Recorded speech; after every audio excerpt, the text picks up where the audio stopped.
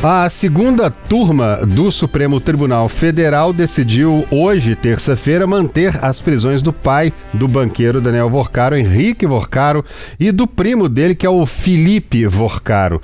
O ministro Gilmar Mendes, ele devolveu ao plenário da segunda turma, do Supremo Tribunal Federal, o pedido de soltura de Henrique Vorcaro. Ele votou essa tarde pela manutenção da prisão domiciliar de Henrique Vorcaro. Vamos ouvir um trecho do momento em que o ministro fala sobre o assunto. A gente vai ouvir daqui a pouquinho Gilmar Mendes. Eu acho que não, né? Então vamos seguindo aqui. Daqui a pouquinho a gente tem aí a entrevista aí do Gilmar Mendes. A fala dele. A gente separou agora sim a sonora do Gilmar Mendes sobre essa decisão dele, né? Referendar parcialmente a decisão monocrática a fim de, com fundamento no artigo 282, parágrafo 6º do Código de Processo Penal, substituir a prisão preventiva decretada em desfavor de Henrique Moura Vorcaro por prisão domiciliar acumulada com as seguintes medidas cautelares diversas do artigo 319 do CPP. Monitoração eletrônica mediante uso de tornozeleira com autorização de saída exclusivamente para atendimento médico devidamente comprovado mediante prévia autorização. Proibição de manter contato por qualquer meio com os demais investigados, bem como com testemunhas e funcionários, ex-funcionários do Banco Master ou outras instituições vinculadas à presente investigação. C. Proibição de mudar de residência sem prévia autorização judicial. É como voto. E em entrevista à Folha de São Paulo, Gilmar Mendes indicou que vê com cautela prisões que atinjam familiares de investigados quando não houver fundamentação individualizada e também concreta. O julgamento do habeas corpus foi retomado um dia depois de a Procuradoria-Geral da República rejeitar a segunda proposta de delação apresentada por Daniel Vorcaro, sob o argumento de que não houve apresentação de fatos novos. Pois é, como que votou cada um dos ministros nesse caso, hein? A gente te conta, o placar ele ficou em 3-1, viu? Pela manutenção da prisão do pai de Vorcaro. André Mendonça, que é o relator, do caso, votou contra a soltura, e também pela manutenção da prisão preventiva. Já Luiz Fux acompanhou o relator, também votou para manter a prisão. Gilmar Mendes, como vocês viram, votou pela domiciliar, por prisão domiciliar, Cássio Nunes Marques também votou pela manutenção da prisão. E oficialmente o ministro Dias Toffoli não participou desse julgamento porque declarou-se impedido no caso. Então o único voto aí pela prisão domiciliar, pela mudança e por não manter o pai de Vorcaro na prisão, foi do Gilmar Mendes. O pai de Daniel Vorcaro, inclusive, que é o Henrique Vorcaro Moura, Vorcaro, de Daniel Vorcaro, o nome dele é Henrique Vorcaro Moura, que você está vendo aí na sua tela. Ele foi preso em 14 de maio, agora de 2026. E a prisão aconteceu durante a sexta fase da Operação Compliance Zero da Polícia Federal e por ordem do Supremo Tribunal Federal. Pois é, e ele é apontado como integrante do grupo conhecido como a Turma, que a gente já falou muito por aqui, descrito pela Polícia Federal como uma estrutura que é ligada ao entorno de Vorcaro para intimidar algozes, e há suspeitas também de envolvimento em ocultação patrimonial, movimentações ilícitas e apoio a práticas de intimidação e coerção. E a Polícia Federal encontrou diálogos entre Joana Mourão, irmã de Luiz Felipe Machado de Moraes Mourão, conhecido como Sicário, e Henrique Vorcaro, pai de Daniel Vorcaro. Vai vendo. As mensagens estavam armazenadas em celulares apreendidos com integrantes da suposta milícia armada ligada ao ex-banqueiro. Lembrando que Sicário morreu na carceragem da Polícia Federal em Belo Horizonte depois de ser preso, durante a terceira fase da Operação Compliance Zero. E as conversas, gente, elas fazem parte de uma série de documentos encaminhados pela Polícia Federal ao ministro André Mendonça, que é o relator do caso Master no Supremo Tribunal Federal. O magistrado registrou o sigilo, Ele, aliás, retirou o sigilo do material hoje, terça-feira.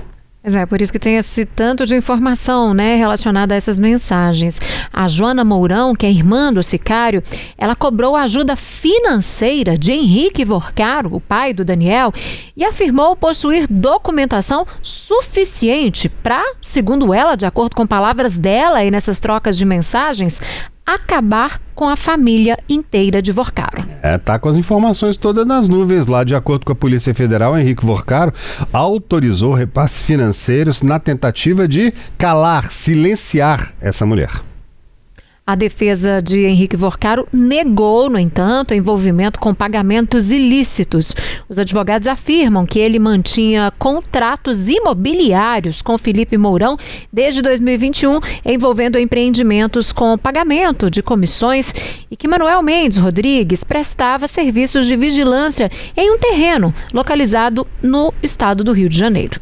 Uma das conversas obtidas pela Polícia Federal, ela aconteceu entre Joana e Mourão, e Manuel Mendes Rodrigues, apontado como operador do jogo do bicho e alvo da última fase da Operação Compliance Zero, a mesma que resultou na prisão de Henrique Vorcaro. Pois é, em mensagens trocadas no dia 26 de abril deste ano, viu, gente? A Joana Mourão falou o seguinte: ela reclamou ali da falta de pagamentos por parte de Henrique Vorcaro.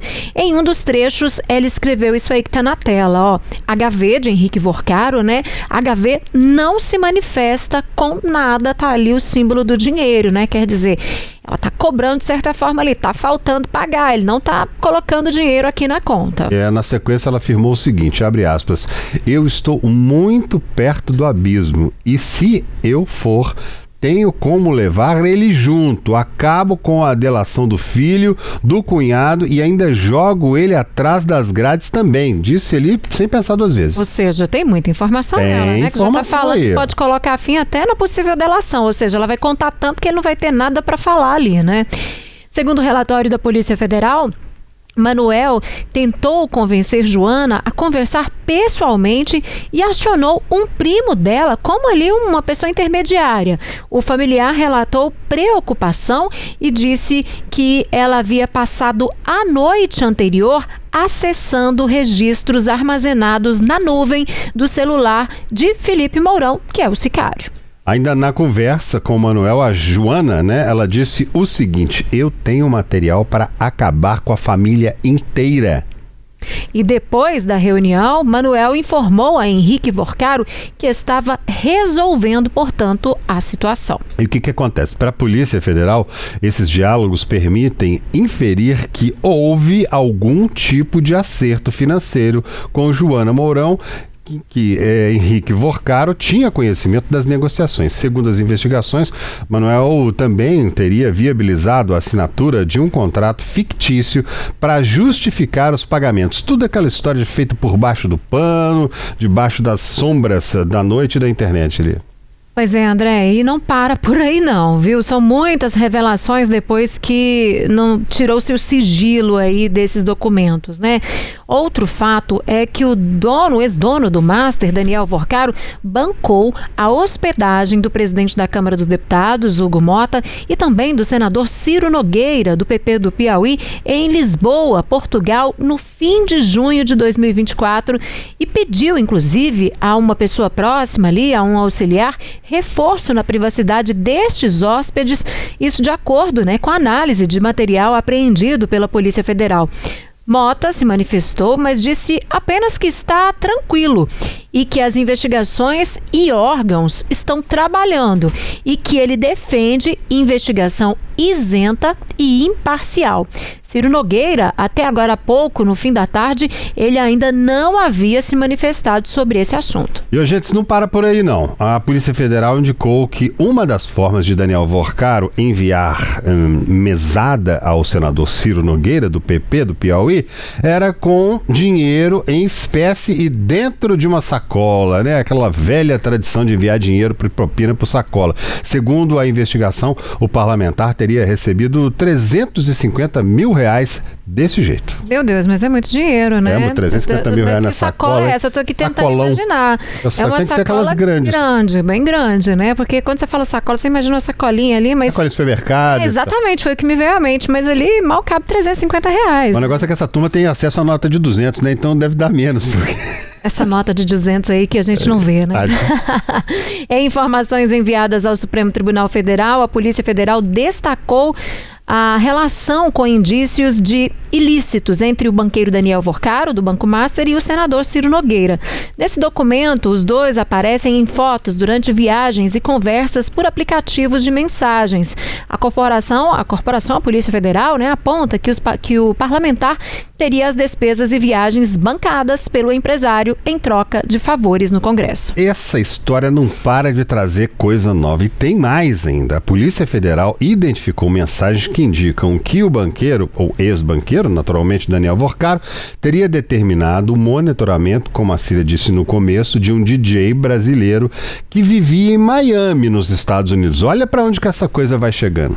Pois é, e segundo os investigadores, a ordem fazia parte de uma suposta estrutura paralela utilizada para acompanhar e também intimidar pessoas consideradas desafetas ali do empresário Vorcaro, De acordo com a investigação, integrantes do grupo teriam discutido, inclusive, estratégias para prejudicar esse DJ, incluindo a possibilidade, gente, olha isso, de forjar uma situação que pudesse resultar em um flagrante envolvendo drogas aqui no Brasil. A que ponto que chegando essa história, hein, gente? A que ponto? A cada vez que passa a gente vai descobrindo mais coisas. E esses diálogos, eles foram encontrados em celulares e documentos recolhidos pelos investigadores e passaram a integrar o conjunto de provas analisadas pela Polícia Federal e também pelo Supremo Tribunal Federal. A defesa do Vorcaro, do Daniel, nega as acusações e afirma que o empresário, ex-empresário, não praticou qualquer ato ilegal. Eu não fiz nada. Pois é, não, ninguém fez nada nesse caso, Tá todo mundo ali, inocente. O ministro André Mendonça teve a segurança reforçada, inclusive, gente, depois de assumir aí a relatoria desse caso Master que está tendo tanta repercussão, Essa medida ela foi adotada devido a uma análise interna no tribunal que identificou aumento de risco à integridade física dele. Mendonça também é responsável por outro inquérito de grande repercussão e com impactos no mundo político. A investigação sobre fraudes em descontos de aposentados e pensionistas do INSS. Quem é a turma? Página 5 da representação da Polícia Federal. Liderada por Daniel Vorcaro, tinha um sicário, alguns policiais federais, nem todos descobertos ainda. Ainda se investiga outros policiais federais. Havia nessa turma empresários do jogo do bicho. Era uma mistura de milícia da Polícia Federal, dentro da Polícia Federal, com crime organizado no Rio de Janeiro. Há uma série de figurinhas desconhecidas aqui. Eu não sei. Talvez seja muito simples hoje acabar com a investigação. Basta alguns desses desconhecidos, talvez atentar contra a integridade física do relator. É disso que nós estamos tratando. Vamos lá para Brasília de novo? Ana, mais alguma informação aí de Brasília sobre essas mensagens, no mínimo comprometedoras, Porque eu vou te falar, cada passo que dá essa investigação, mais coisa esquisita aparece. André, realmente o que chama atenção e o que mexeu aqui no mundo político aqui em Brasília são essas revelações dessas mensagens que mostram essa relação estreita entre o senador Ciro Nogueira e o Daniel Vorcaro, ex-dono do Banco Master. O pagamento de viagens para Paris, Nova York, Lisboa, viagens de luxo ali para os Alpes franceses, com tudo pago, inclusive até o aluguel da roupa de esqui.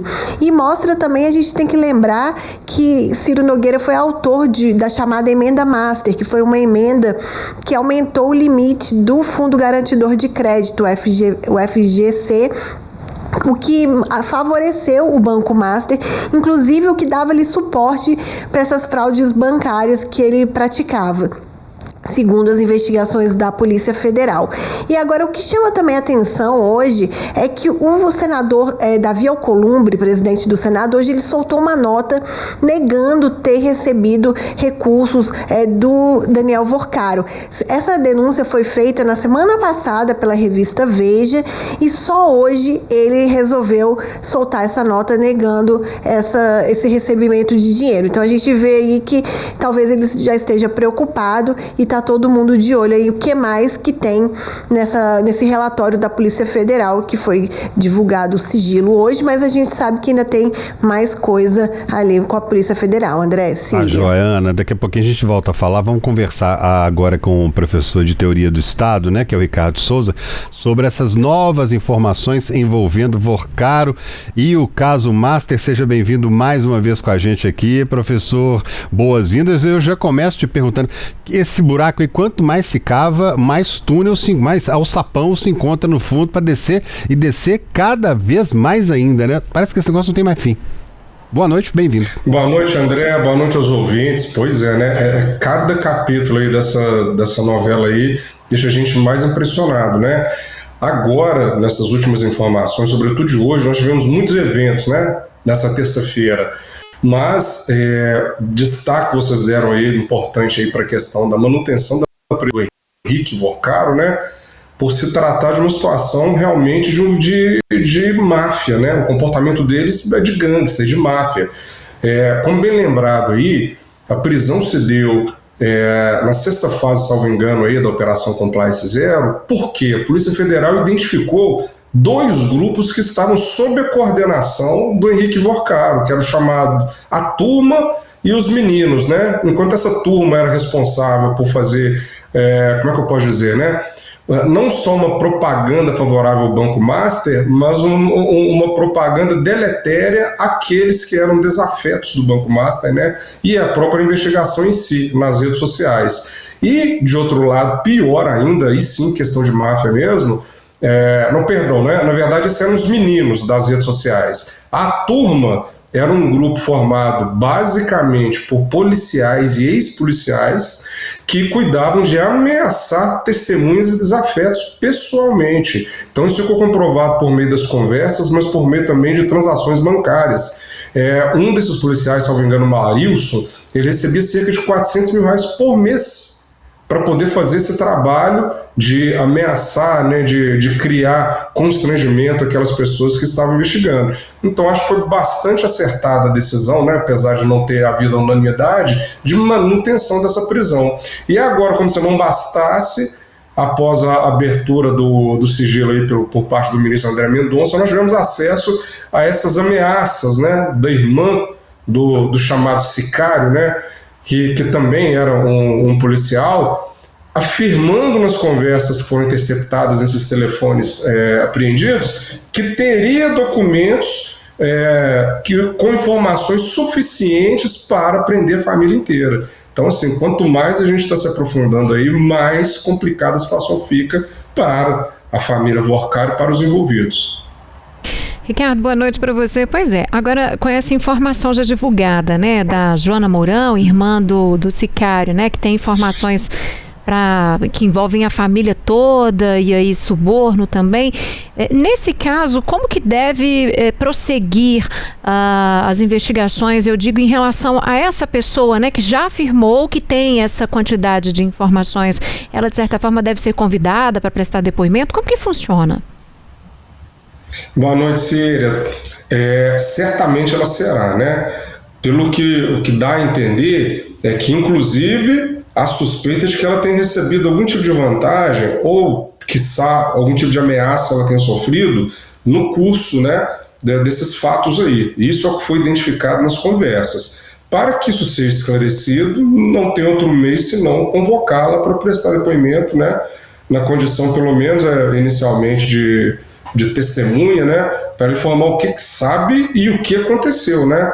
E já que ela traz essa informação relativa a arquivos, a documentos, a informações, certamente a Polícia Federal vai bater nessa tecla e ela vai ter que explicar bem a que ela se referia, né, naquelas conversas.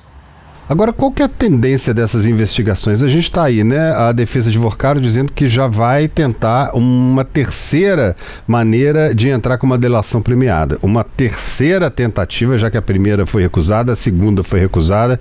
A Polícia Federal já está de posse de muitas informações e agora tem uma nova personagem, essa irmã do sicário, dizendo que tem salvo o material que estava no celular dele, tem salvo na nuvem, devia ter acesso ali à nuvem do irmão e tudo mais. Tem muita coisa ali que pode acabar com delação de todo mundo.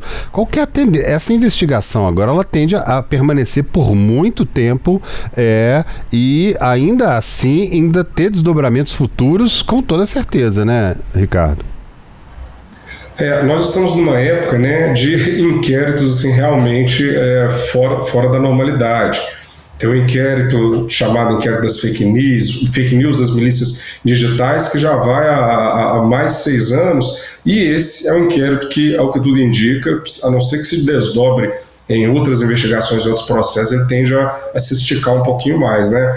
Porque, diante de toda essa situação, é necessário, é fundamental que sejam esclarecidos esses novos fatos que vão surgindo. De outro lado, a gente já tratou aqui algumas vezes aqui da delação do Vorcaro. Eu já até ouvi de alguns analistas e tendo a concordar um pouco com eles, de que, em verdade, isso pode até ser uma estratégia da defesa do Vorcaro, né? Essa sucessiva apresentação de novas delações, sendo que a polícia já informou para ele que é necessário que ele realmente traga coisas novas, né?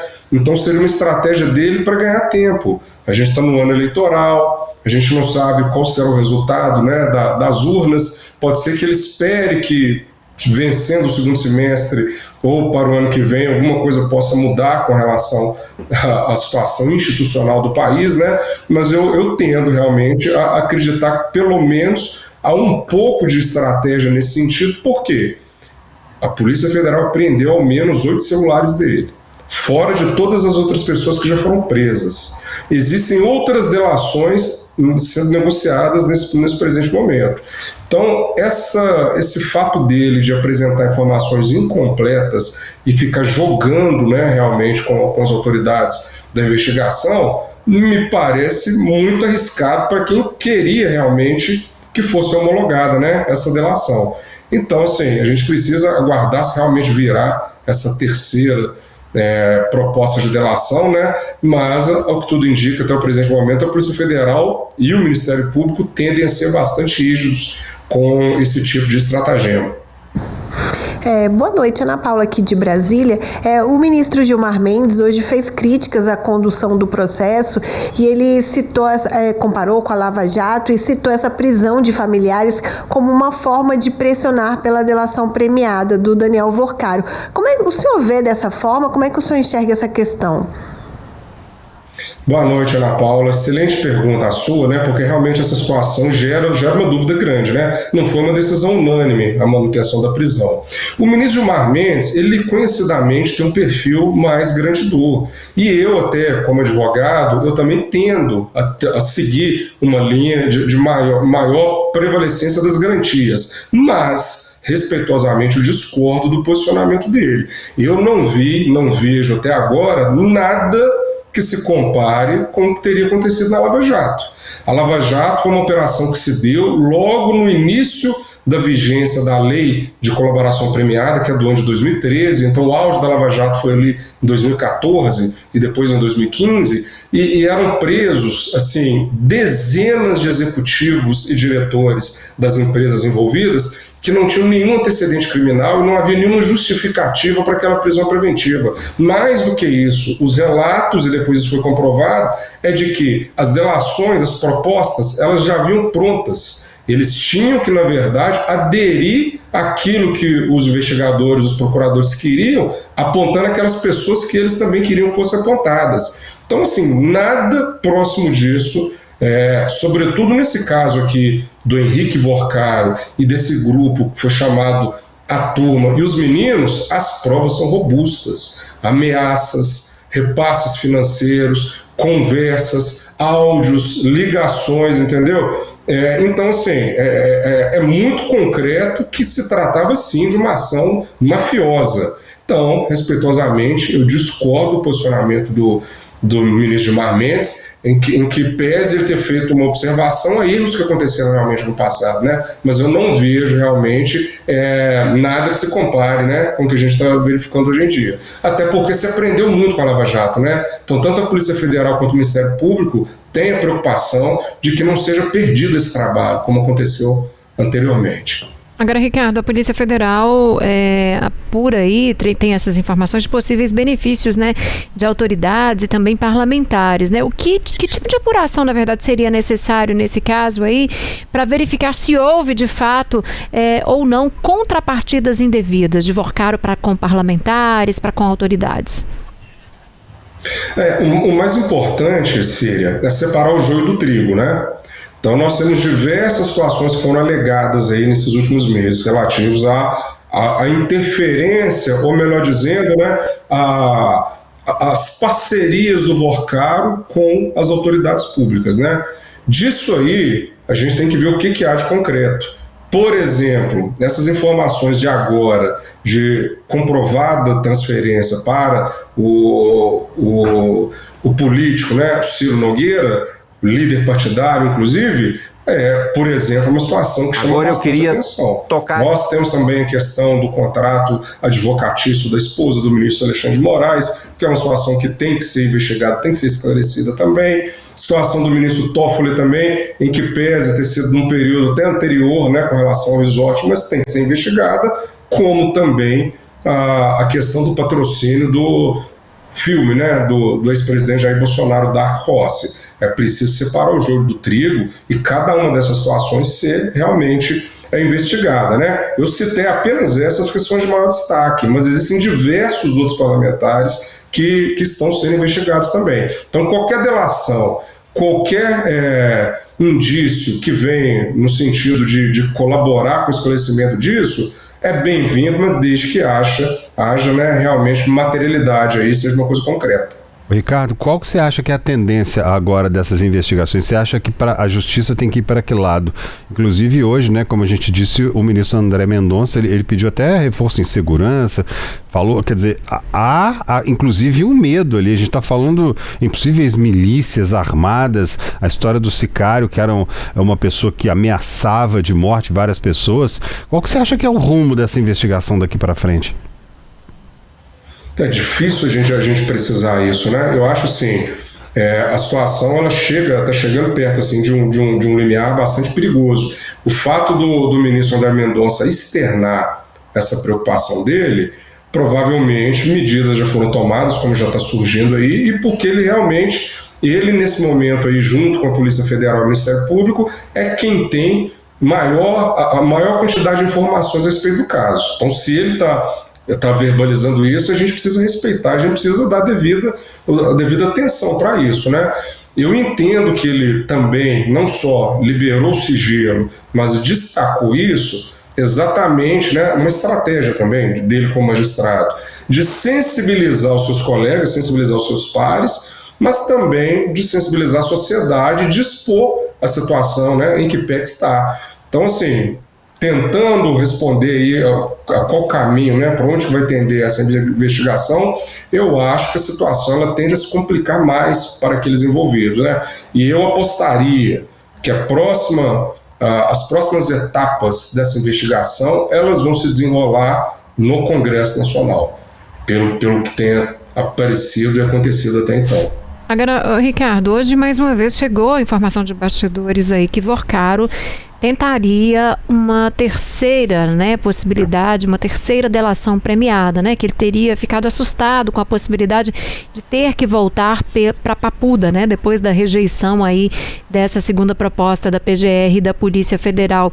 Há espaço para isso? O que você vê em relação a essa apuração, né? Essa nova possibilidade de uma terceira tentativa de delação premiada? Diz que ele estaria disposto ali dessa vez de entregar mais pessoas, de colocar mais informações concretas ali para ajudar as investigações. Mas será?